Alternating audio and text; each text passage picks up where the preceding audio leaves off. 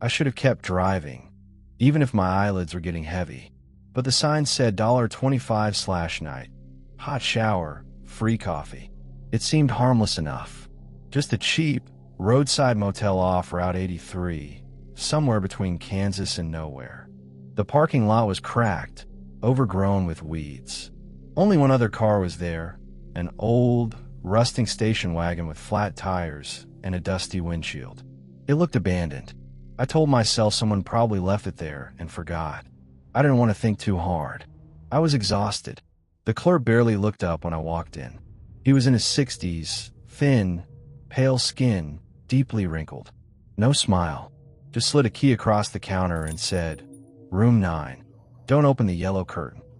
I gave a half laugh. What? He didn't answer. Just stared until I took the key. The hallway stank of mold and old cigarettes. Carpets were damp. Fluorescent lights flickered above, buzzing softly like a dying fly.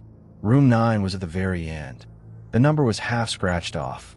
Inside, the room was manageable.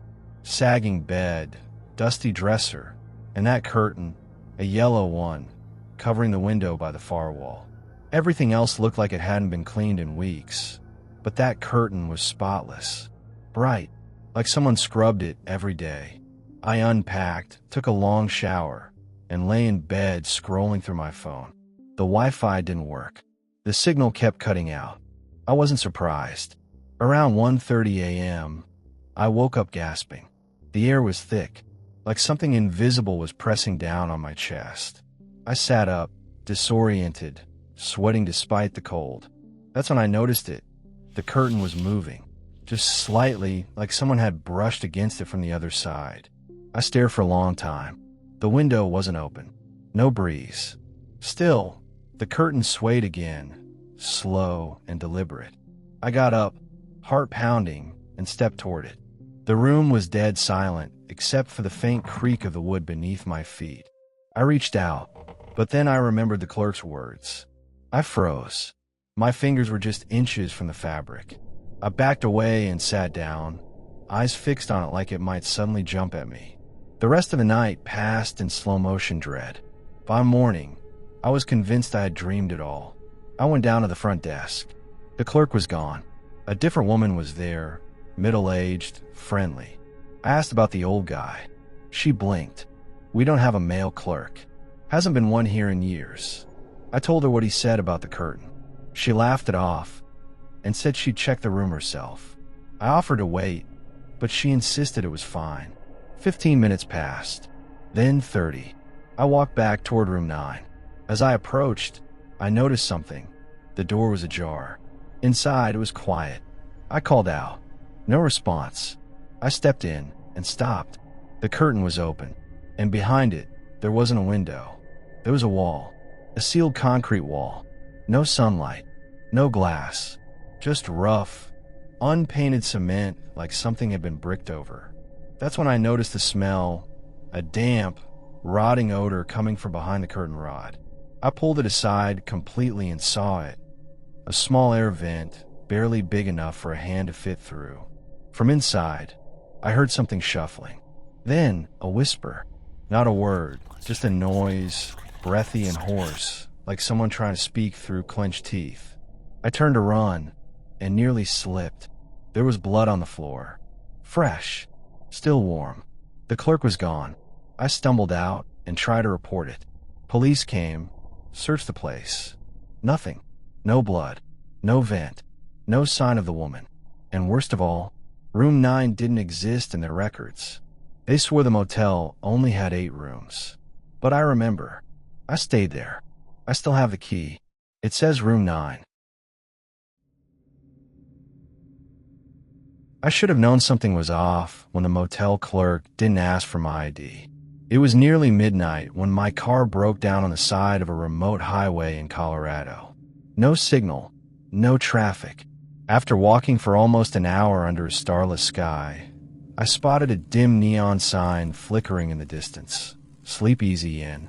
The building was old and worn down, its cracked facade blending into the night like it wanted to disappear. But I was cold, tired, and desperate.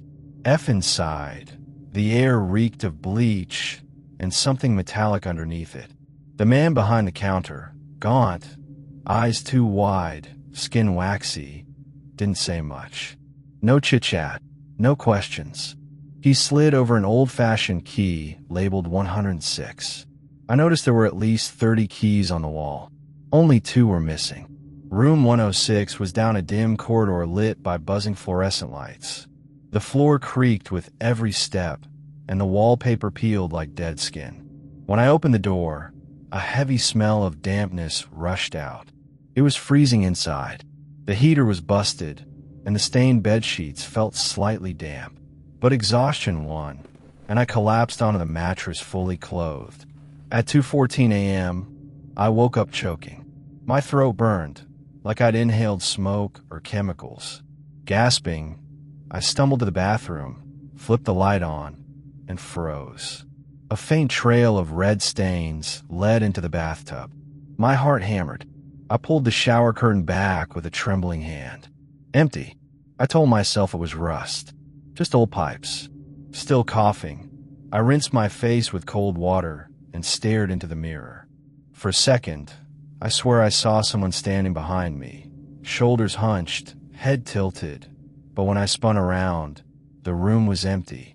Back in bed, I couldn't sleep. Every time I started to doze off, I heard something faint, a dragging sound like someone pulling a sack across the hallway floor. I pressed my ear to the door. It wasn't my imagination. Something, or someone, was moving down the hall, and then it stopped right in front of my door. I held my breath. There was no knock, just breathing. Wet, shallow, raspy breathing.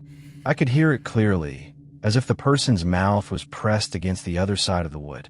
I stayed frozen, every nerve on fire, until the breathing slowly drifted away.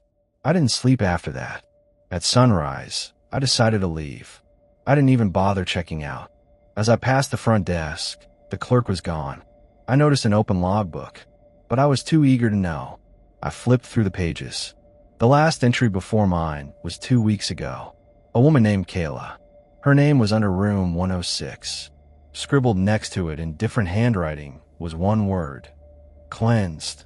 On the way out, I passed a small maintenance door with a no entry sign. It wasn't locked. Something told me to open it. Inside was a narrow staircase leading to a basement. I should have walked away, but I didn't. The basement smelled worse than death. My phone flashlight caught metal tables, restraints, and surgical tools.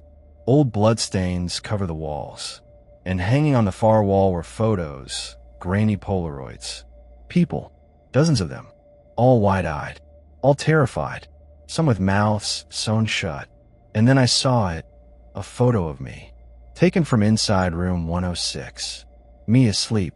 Suddenly, footsteps echoed above me. Then the stairwell creaked.